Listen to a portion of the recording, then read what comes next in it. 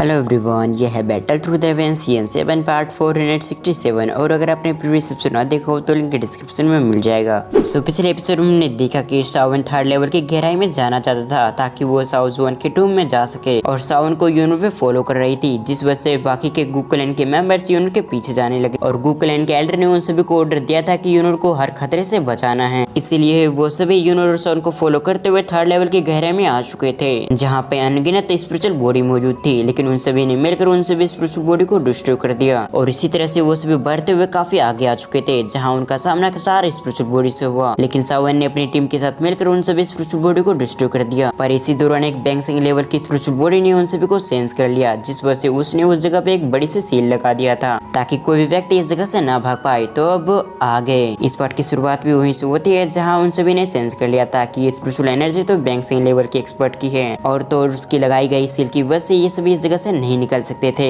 Scene shift कर हम गुहा को देखते हैं, जो अपने मन में सोच रहा था अब हमें इस जगह पे फाइट करनी ही पड़ेगी। वैसे तो वो भी जानता था कि ये स्पिरिचुअल बॉडी काफी पावरफुल है, और भले ही ये एक्सपर्ट काफी सालों पहले मारा जा चुका हो, लेकिन ये बैंगसिंग लेवल पर था, जिस वजह से ये एक्सपर्ट कमजोर होने के बावजूद इन सभी को खत्म करने की ताकत रखता था, और इसीलिए इससे लड़ना यानी कि अपनी मौत को गले लगाने के बराबर होगा। ये सब सोचते हुए गुहा ने अपनी एनर्जी को एक्टिवेट कर लिया। साथ ही वो सभी की तरफ दिखते हुए कहता है सभी लोग सावधान रहना, क्योंकि ये स्पिरिचुअल बॉडी कभी भी किसी पे भी अटैक कर देगा। अब दूसरी तरफ हम उस बैंगसिंग एक्सपर्ट को देखते हैं, जिसके अंदर से काफी टेरिफाइंग एनर्जी निकल रही थी। साथ ही वो दिखने में भी काफी ज्यादा खतरनाक लग रहा था। तभी वो पर्सन नीचे की तरफ देखते हुए कहता है आखिर तुम्हारी हिम्मत भी कैसे हुई मेरी टेरिटरी में आने की, लेकिन अब जबकि तुम सभी मेरे इलाके में आ चुके हो तो तुम सभी इसका भुगतान करने के लिए तैयार हो जाओ, यानी कि तुम सभी सजा पाने के लिए तैयार हो जाओ। ये कहते हुए उस पर्सन ने अपने एक पावरफुल वेपन को बाहर निकाल लिया, जो उसकी तरह काफी टेरिफाइंग लग रहा था। साथ ही उसकी बॉडी पे एक आर्मर भी मौजूद था, जिसके अंदर से भी काफी ज्यादा डार्क एनर्जी निकल रही थी। जबकि दूसरी तरफ सावन इन टेरिफाइंग पावर को देखने के बाद समझ चुका था कि इस बैटल को जीतना बहुत ज्यादा मुश्किल होगा, क्योंकि इस व्यक्ति के पास न केवल टेरिफाइंग पावर है बल्कि एक्सपीरियंस भी भर भर के होगा, जिस वजह से इसे हराना बहुत ज्यादा मुश्किल होगा। जब सावन ये सब सोच रहा था तभी वो पर्सन आगे बढ़ना शुरू कर दिया, और उसके हर एक कदम से स्पेस में टेरिफाइंग एनर्जी फैल रही थी।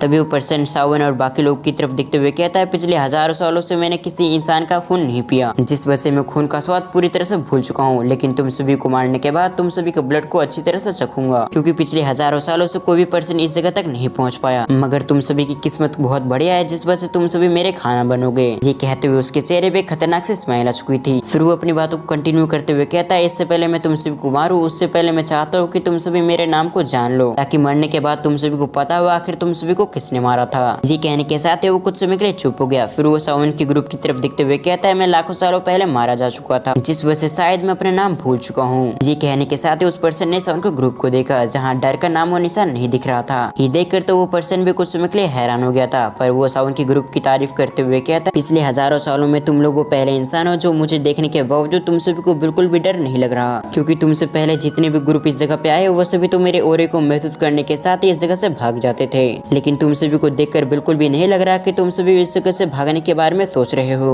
ये कहते हुए उस पर्सन को कुछ याद आ गया, जिस वजह से वो खुश होते हुए सावन के ग्रुप से कहता है तो फाइनली मुझे अपना नाम याद आ चुका है, मेरा नाम सेंट सोइडाओ है। मुझे उम्मीद है कि तुम सभी ने मेरा नाम सुन रखा होगा। उस पर्सन के नाम को सुनते ही सभी लोगों ने अपने दिमाग लगाना शुरू कर दिया, लेकिन उन्हें कुछ भी याद नहीं आ रहा था, क्योंकि उन सभी ने सेंट सोइडाओ नाम के किसी भी पर्सन को नहीं जानते थे, और वैसे भी इस व्यक्ति को मरे हुए पिछले लाखों सालों हो चुके हैं, जिस वजह से ये आम बात है कि इसके बारे में किसी को भी नहीं पता। जबकि दूसरी तरफ सेंट सोइडाओ इन सभी के एक्सप्रेशन को देखने के बाद समझ चुके थे कि इन्होंने उसके बारे में कुछ भी नहीं सुन रखा।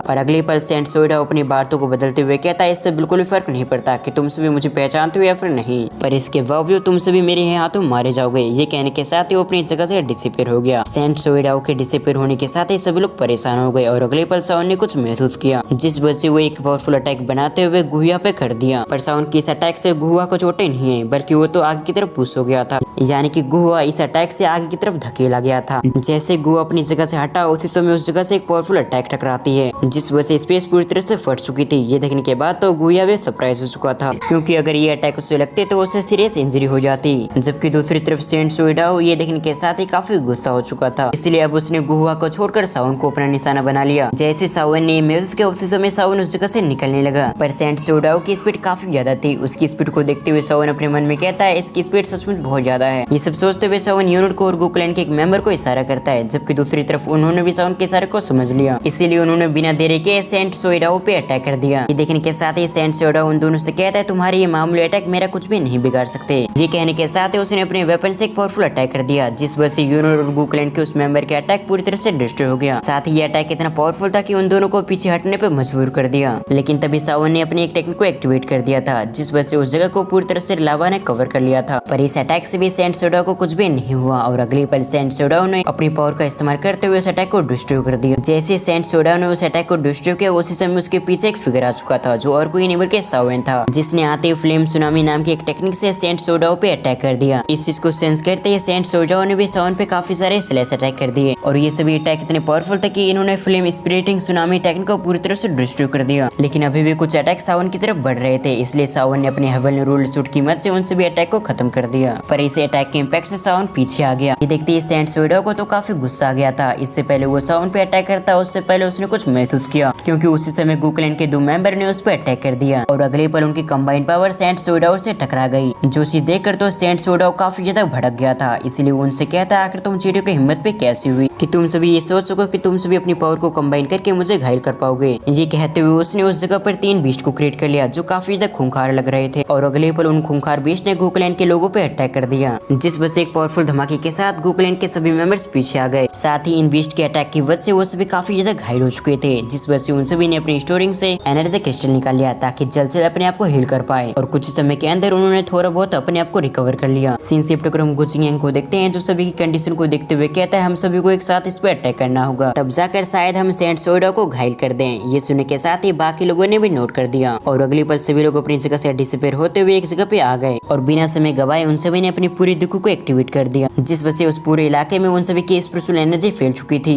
जबकि इस चीज को सैंड शैडो ने भी महसूस कर लिया। साथ ही वो एक पल के लिए फिर से हैरान हो गया था, क्योंकि उसने बिल्कुल भी उम्मीद नहीं किया था कि ये सभी एक साथ उस पर अटैक कर देंगे। पर बिना किसी परेशानी के सैंड शैडो भी आगे की तरफ चला गया और अगली टाइम में उन सभी में एक जबरदस्त बैटल शुरू हो गई, जहाँ कंबाइन अटैक की वजह से सैंड शैडो को भी थोड़ा सा प्रॉब्लम हो रहा था, मगर इसके बावजूद सैंड शैडो सभी को अच्छे से टक्कर देता है। साथ ही सैंड शैडो को जब भी मौका मिल रहा था तो वो अपनी पावर को इंक्रीज करके किसी न किसी एक्सपर्ट पे एक पावरफुल पंच थ्रो कर देता, जिस वजह से उस व्यक्ति को काफी ज्यादा चोट लग जाती। साथ ही अब इन सभी को समझ में आ रहा था कि आखिर बैंगसंग की पावर कितनी खतरनाक होती है और इसी तरह से कुछ में फाइट करने के बाद सैंड शैडो ने अपने खतरनाक टेक्निक को एक्टिवेट कर दिया, जिसके इम्पैक्ट से सभी लोग पीछे चले गए। उन सभी लोगों को अपने से दूर करने के बाद सैंड शैडो दूसरी डायरेक्शन में देखते हुए कहता है अब तुम्हारी बारी है। ये कहने के साथ ही सैंड शैडो साउन की डायरेक्शन में बढ़ गया, जबकि इससे पहले साउन कुछ समझ पाता उससे पहले सैंड शैडो उसके सामने आ गया। ये देखने के साथ ही साउन भी समझ चुका था अब उसके पास कोई भी रास्ता नहीं है, जिस वजह से साउन कहता है स्काई 3 मिस्टीरियस चेंज। जैसे साउन ने कहा उसी समय साउन के आसपास की स्पिरिचुअल एनर्जी काफी स्पीड से इंक्रीज होने लगी और देखते देखते साउन का लेवल भी काफी स्पीड से इंक्रीज होने लगा और साथ ही उसके हेड पे एक मार्क भी दिख रहा था। पर साउन इस बात को नजरअंदाज करते हुए एक बार फिर से अपनी टेक्निक को एक्टिवेट करने लगा, जबकि दूसरी तरफ सैंड शैडो काफी स्पीड से अपनी तलवार को लेकर साउन के काफी ज्यादा क्लोज आ चुका था, जो देखकर तो सभी लोग काफी ज्यादा परेशान हो गए। लेकिन इससे पहले सैंड शैडो की तलवार साउन के आर पार होती उससे पहले उसकी नजर उस मार्क पे पड़ गई, जिस वजह से उसकी तलवार उसी जगह पे रुक जाती है। तभी सैंड शैडो कहता है ये तो साउकलैंड का मार्क है और इसी सीन के साथ हमारा ये पार्ट यहीं पर एंड होता है। आपको ये वीडियो कैसी लगी आप मुझे कमेंट करके जरूर बताएं और अगर आप इस सीरीज का नेक्स्ट पार्ट देखना चाहते हैं तो इस वीडियो पे 1K लाइक कंप्लीट करें। सो वीडियो को फुल वॉच करने के लिए थैंक्स फॉर वॉचिंग।